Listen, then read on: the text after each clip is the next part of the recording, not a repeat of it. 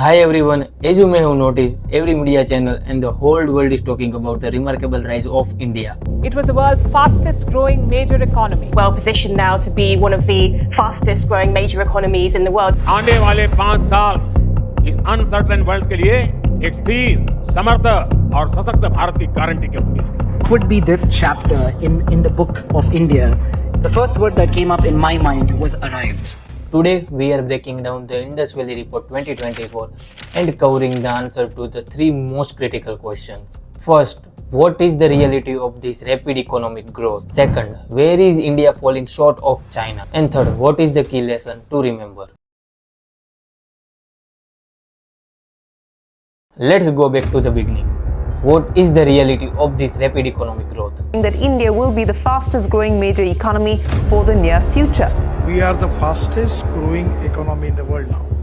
No power on earth can stop India from becoming a $35 trillion economy by 2047.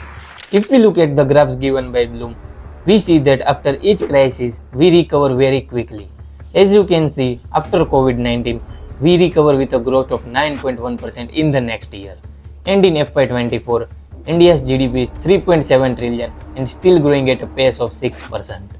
If we compare with other countries like China, Indonesia and USA, we are still far ahead of them. You might think that it is good news that we grow faster than developed nations and that we will soon become 10 trillion economy by 2030. And every media channel only talks about India's growth. India is growing relative to the rest of the world, not just amongst pure developing economies, but even if you look at the advanced economies in the Euro area, countries like Germany, France, Japan, the UK, the US, you're seeing how their growth rates are very low relative to India. India's GDP could double in the next 7 years. But the reality is different.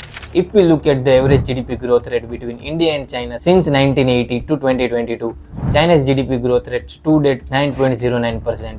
And if we look at India's GDP growth rate, we stood at 6.09%, which is lower growth rate compared to China. For all of the chatters about India's growth rate and its entry into the world's top 5 economies, it is useful to contrast GDP and GDP per capita figures. So let's see where India stands in per capita compared to other countries. We understand this by taking reference of these two graphs. In this graph, we see that India ranks 5th in the largest economy by GDP. But when we see other graphs, despite having the 5th largest economy, India ranks 140th on the per capita income list.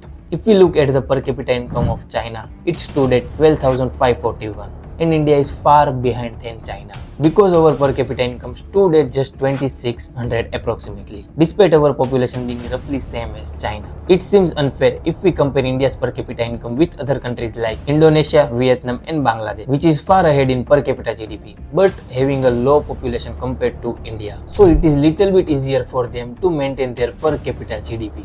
So where is India falling short of China?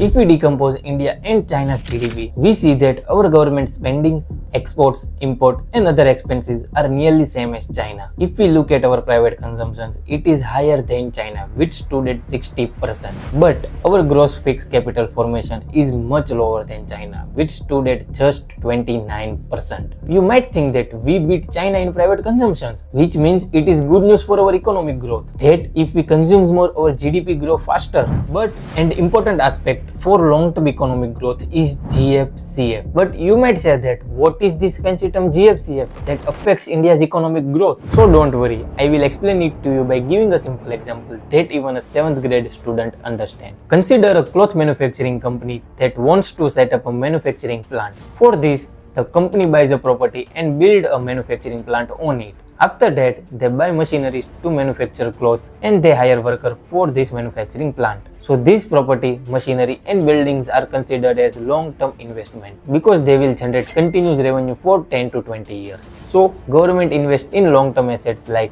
road, ports, bridge and railways, which is crucial for our economic growth as it leads to job creation, increased productivity and overall development. So GFCF is all about investing in future by building and improving the things that will benefit country in long term. If we look at the percentage of investment in capital formation by India in FY23, it stood at just 29% of GDP. If we compare it to global average, India's average investment in capital formation is already lower. And if we see a time period between FY13 and FY23, our investment in capital formation is continuously declining. Despite government spent thousands of crores in infrastructure and highway projects, why India's GFCF is still lower than China? For India's GFCF growth, two major contributors, government and corporate companies. So for investment, they take billions of dollars in debt, which is where the whole game is changing. Take a look at these two graphs.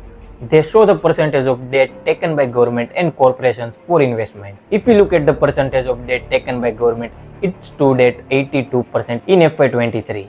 And on the other side, corporate debt stood at just 50%.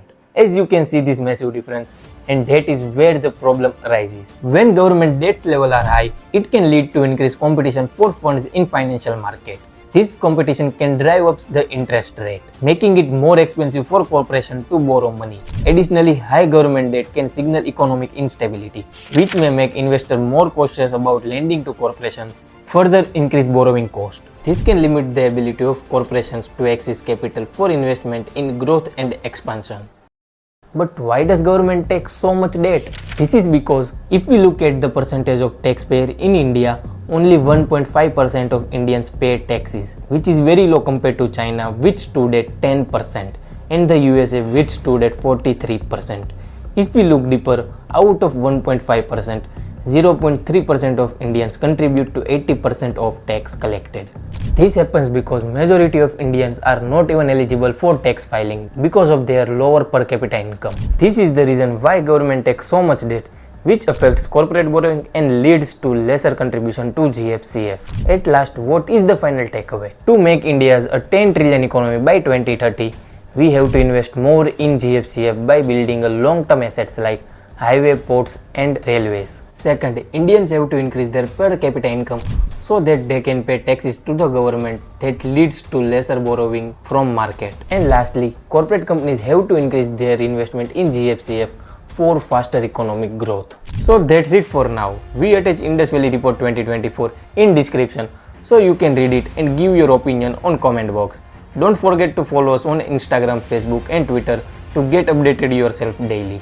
Like, share and subscribe Casedive. We will meet with another fascinating case study. Till then, take care and evolve yourself daily. Bye bye.